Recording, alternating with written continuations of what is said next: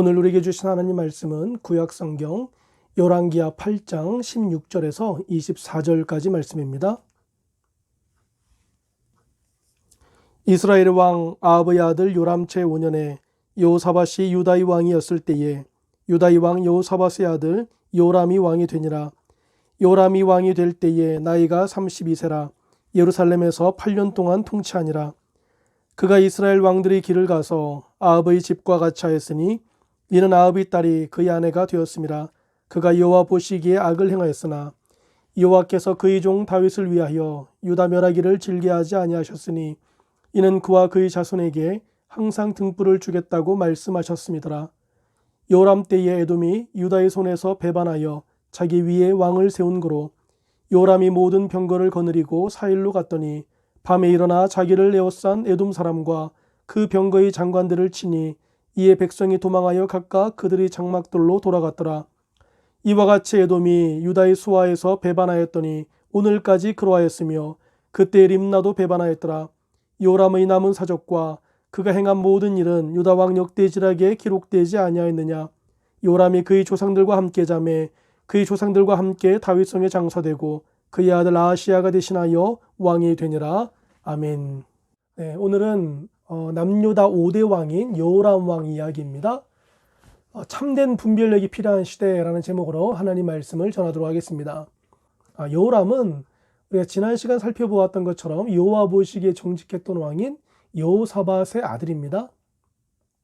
그런데 성경에서 이 여호람을 악한 왕으로 평가합니다. 18절 말씀 보면요.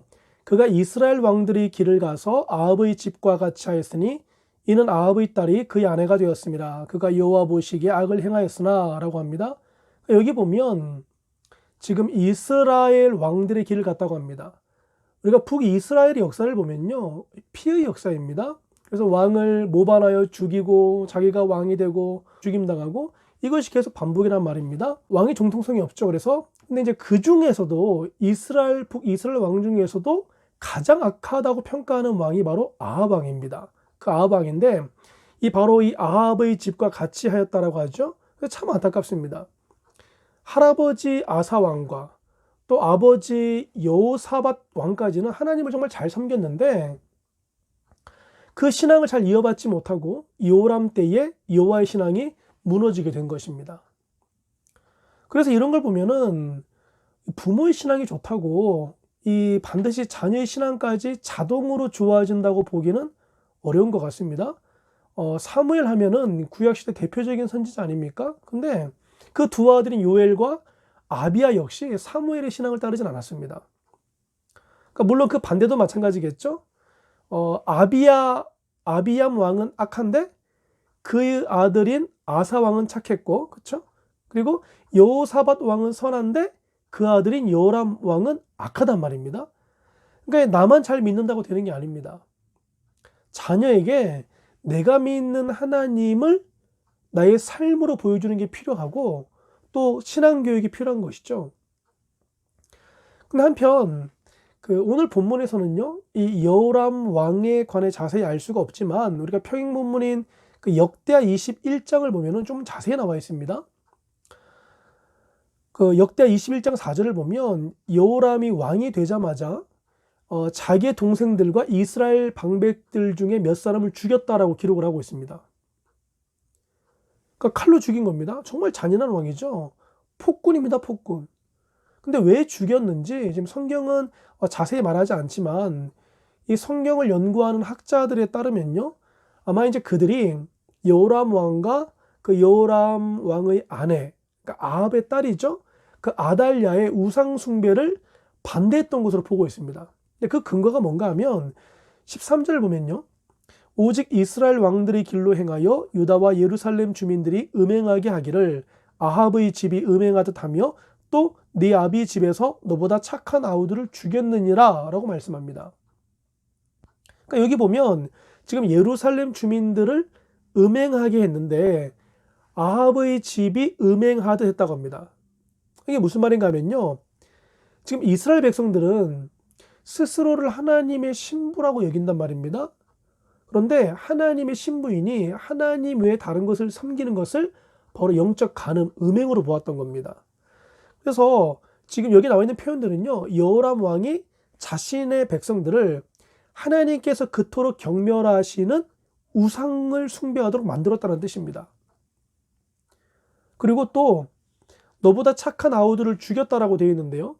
이게 이제 말이 조금 모호하잖아요. 근데 다른 성경 번역을 보면 그 착하다는 말을 더 나은, 그러니까 여호람보다 더 나은 아우들이라고 번역을 했습니다. 그러니까 즉 여호람보다 더 나은 사람이란 거죠. 이게 어떤 의미인지 정확하게 알 수가 없습니다. 그런데 이것이 지금 하나님의 평가라는 것을 감안하면요, 단순히 그냥 더 낫다라는 말이 성품적인 측면이 아니고 신앙적인 측면에서 더 나았다라고 보는 게 자연스럽습니다. 그러니까 종합해 보면 지금 아우들과 방백들이 여호람과 아달랴가 백성들을 음행하게 만들고 또 우상 숭배하는 것을 반대한 것이죠.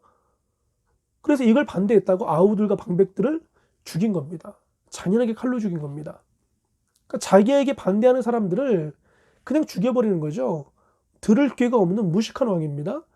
죽음을 각오하고 충언을 하는 자들을 어리석게도 죽여버린 겁니다.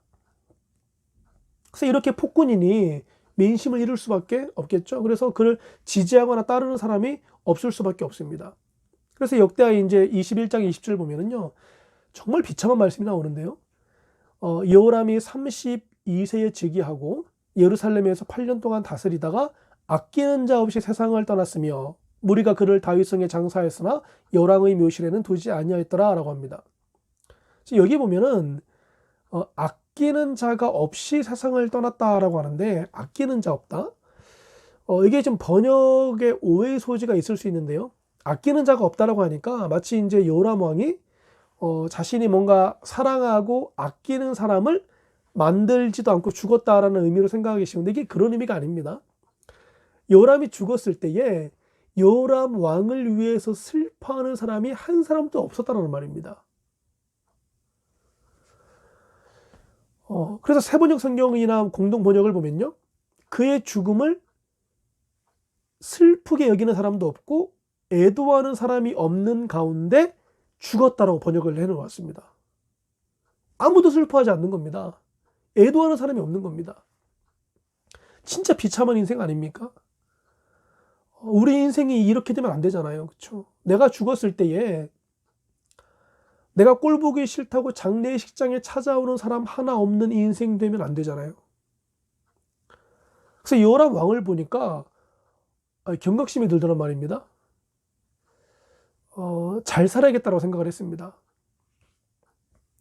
혹시 저 때문에 상처 입은 분이 있다면 이 자리를 빌어서 사과의 말씀을 전합니다. 저 좀 찾아와 주세요. 우리가 지금 여호람 왕을 살펴보고 있는데요, 한 가지만 집중해서 보고 싶습니다. 역대하 21장 11절 말씀 보면요, 여호람이 또 유다 여러 산에 산당을 세워 예루살렘 주민으로 음행하게 하고 또 유다를 미혹하게 하였으므로 라고 합니다. 그러니까 지난 시간 살펴보았던 것처럼 이 산당이 계속 문제가 되는데, 근데 제가 여기서 지금 문제 삼고 싶은 게 뭔가 하면요, 자, 예루살렘 주민들이 음행하게 된 1차 책임이 누구에게 있는가 하는 것입니다. 누구에게 있다고 생각합니까? 아마 제가 들을 수 없으니까 속으로 당연히 뭐 여호람 왕이죠 라고 대답을 할 것 같은데 정말 그런가 하는 겁니다. 제가 여러 번 말씀드리지만요, 모든 설교가 하나님 말씀은 아닙니다. SNS라든가 아니면 유튜브 등에서 뭐 선교사라든가 어떤 목사라는 직함을 들고 설교하는데 이게 뭐 조회수가 높고 인기가 많다고 해서 아무런 검증 없는 사람들의 설교를 듣다가는 위험합니다. 그래서 반드시 목회자에게 그 사람이 누구인지 물어본 뒤에 검증된 사람의 설교를 들어야 합니다. 왜냐하면요, 이상한 사람이 너무 많습니다. 이상한 사람도 많고 또 이단도 너무 많기 때문이죠. 그래서 그들이 목사라는 직함으로 설교했다라고 해서 하나님의 말씀입니까? 그렇지 않단 말입니다. 제가 지난주 말씀드린 것처럼 여러분, 설교자는요, 말씀을 정말 잘 연구해서 해석하고 전해야 될 사명이 있고요, 듣는 이들은 잘 분별해서 들어야 할 책임이 있는 겁니다. 그런데 만약 내가 말씀을 잘 분별하지 못해서 배교의 길로 걸어갔다면 내 영혼을 지키지 못한 1차적인 책임이 누구에게 있을까요? 당연히 자신에게 있는 겁니다. 하나님께서 이런 것을 정상 참작해 주실까요? 야, 네가 이상한 목사의 설교 때문에 이렇게 진리 반대편으로 갔구나. 너는 용서해 주마. 천국이다. 그러실까요? 그렇지 않단 말입니다. 거짓 선지자들은 자신의 잘못으로 심판받을 겁니다. 그러나 그 심판 때문에 내 영혼을 지키지 못한 책임을 면제받지 못합니다. 제가 이제 유튜브 그 채널을 운영하다 보니까 이제 관련된 영상들을 많이 보게 되는데, 이제 며칠 전 우연히 무슨 한국교회 뭐 뿌리를 폭로한다라는 어떤 뭐 영상이 올라왔더라고요. 어떤 무슨 전도사님이 말씀을 전하는 건데, 이게 굉장히 자극적입니다. 그리고 뭐 통합적, 제가 지금 제가 통합적 교단 소속이잖아요. 통합적 교단을 그냥 뭐 비판하고, 이 시대에 나름 훌륭한 목회자들을 전부 비판하면서 마치 자신이 올바른 메시지를 전하고 올바른 진리 복음을 전하는 것처럼 그렇게 설교를 하더란 말입니다.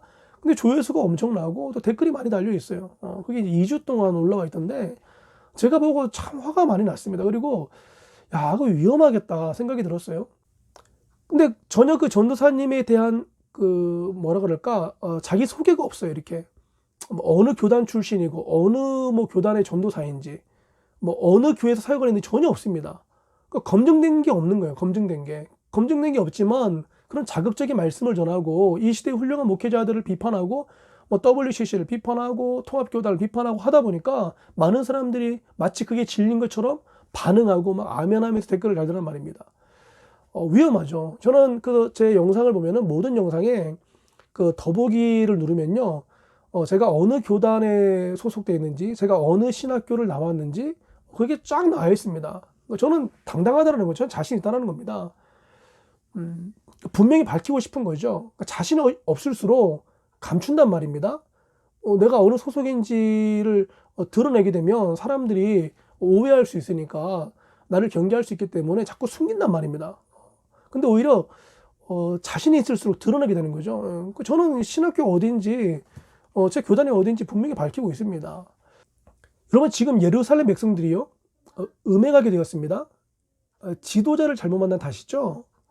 근데 요람 왕이 하나님 보시기에 정직하고 선한 왕이었다면 백성들 역시 하나님을 잘 섬길 가능성이 컸을 텐데, 아니, 지도자가 이 모양이니 백성들이 타락의 길로 간 것입니다. 자, 그런데 요람 왕 때문에 그들이 우상을 섬겼다고 해서 여러분 그 죄를 용서받을 수 있을까요? 그렇지 않습니다. 스스로 분별하고 우상으로부터 자신의 신앙을 지켜야 하는 1차적인 책임이 바로 본인에게 있는데, 그 책임을 다하지 못한 겁니다. 요람 왕은요, 나름 자신의 죄에 따라서 하나님의 심판을 받겠지만 백성들 역시 심판을 면하지는 못합니다. 여러분, 시대가 참 악합니다. 스스로 분별해야 됩니다. 특별히 이제 막 무분별하게 막 영상들이 올라오잖아요. 그렇죠? 그래서 먼저는 바른 신앙과 신학을 전하는 지도자를 만나는 은혜가 있기를 축복합니다. 이것만 해도 정말 큰 복을 받은 사람입니다. 그래서 건강한 교회, 바른 목회자를 만나는 거는요, 정말 큰 복이고 은혜입니다. 근데 이것으로 만족하면 안 됩니다. 여러분, 스스로 분별의 능력을 키워야 합니다. 뭐 성경을 연구해야 된다라고 말을 많이 하는데요, 물론 맞는 말이지만 여러분, 혼자 연구하면 그것도 위험합니다. 무조건 성경을 많이 읽는다고 분별력이 생기는 것도 아닙니다.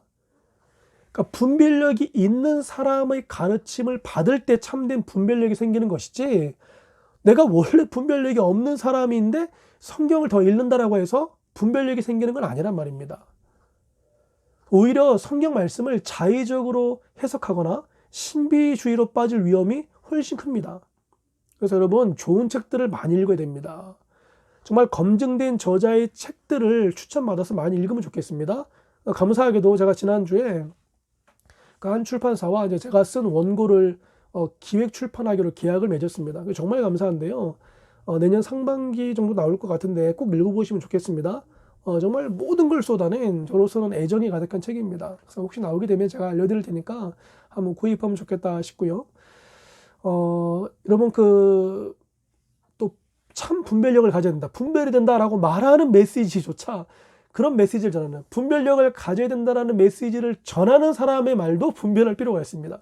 그러니까 제가 지금 여러분에게 분별해야 된다라고 말씀하지만 여러분도 제 말을 또 분별해야겠죠. 그렇죠? 저도 어쨌든 말씀을 잘 해석하고 올바른 메시지를 전해야 되겠지만 제가 완벽하진 않기 때문에 저도 실수할 수 있단 말입니다. 그렇죠? 그러니까 그것도 여러분도 또 분별해야 됩니다.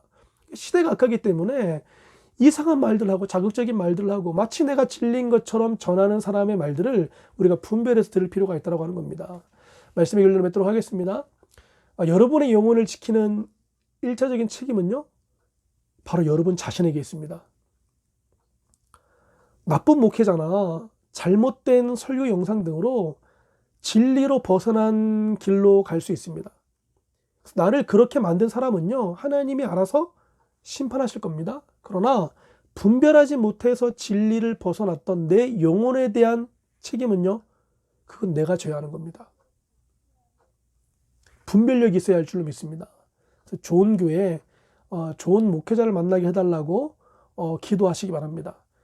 내가 분별력이 부족해도 또 균형 있는 시각을 갖춘 목회자를 만나면 내 영혼을 지킬 수 있습니다. 근데 이것만으로 만족하지 말고요, 스스로 분별력을 기르도록 좋은 책을 많이 읽기 바랍니다. 제가 말씀드린 것처럼 성경 읽고 큐티하는 것도 물론 매우 중요하지만 건강한 시각을 갖춘 누군가의 어떤 지도 없이 내가 자의적으로 해석해서 오히려 더 위험할 수도 있습니다.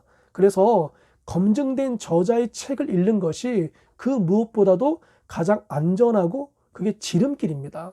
내가 좋은 분별력을 가질 수 있는 방법은요, 검증된 좋은 책을 읽는 겁니다. 내 스스로 성경을 많이 읽고 스스로 성경을 연구한다고 해서 분별력이 생기는 게 아니란 말입니다. 그래서 제가 드리는 말씀을 잘 기억하시면 좋을 것 같고요. 여러분 좋은 교회와 또 좋은 목회자를 만나고 또 좋은 책을 만나서 참된 분별력으로 나의 영혼을 지키는 분들 되시기를 우리 주님의 이름으로 축복합니다.